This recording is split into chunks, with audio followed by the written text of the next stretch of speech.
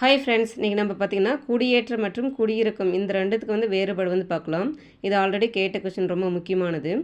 குடியேற்றம் அப்படிங்கிறது பார்த்திங்கன்னா தன்னுடைய நாட்டிலிருந்து தனிநபர் அல்லது குழுவாக வேறொரு நாட்டிற்கு வந்து புலம்பெயர்தல் அப்படின்னு சொல்லியிருக்காங்க. இது இங்கிலீஷில் வந்து எப்படி சொல்லுவாங்கன்னா இமிக்ரேஷன் அப்படின்னு சொல்லுவாங்க. குடியிறக்கம் அப்படிங்கிறது பார்த்திங்கன்னா தனிநபர் அல்லது குழுவாக வந்து வேறொரு புதிய நாட்டில் வந்து குடிபுகுதல் அப்படின்னு சொல்லியிருக்காங்க. இது வந்து இங்கிலீஷில் பார்த்திங்கன்னா எமிக்ரேஷன் அப்படின்னு சொல்லுவாங்க.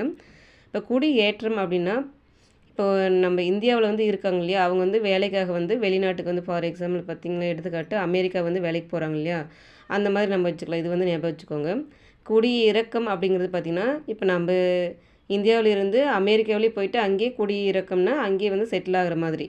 இப்போ மேலே இருக்கிறது வந்து அவங்க வேலைக்காக போயிருப்பாங்க. இவங்க பார்த்திங்கன்னா குடிபுகுதல் அப்படின்னு பார்த்திங்கன்னா அங்கேயே செட்டில் ஆகிற மாதிரி, மறுபடியும் ரிட்டன் வந்து இந்தியாவுக்கு வராத மாதிரி அமெரிக்காவிலேயே வந்து செட்டில் ஆகிற மாதிரி. ஃபார் எக்ஸாம்பிளுக்காக உந்து காரணிகள் மற்றும் இழு காரணிகள்னு பார்த்திங்கன்னா மக்கள் அவர்கள் வந்து வாழும் பகுதியிலிருந்து வேறு இடங்களுக்கு செல்ல காரணமாக அமையும் காரணிகள் அப்படின்னு சொல்லியிருக்காங்க. பார்த்திங்கன்னா இப்போ அவங்க வாழ்கிற பகுதியிலிருந்து வேறு ஒரு இடத்துக்கு போயிட்டு வேலைக்காக போகலாம்.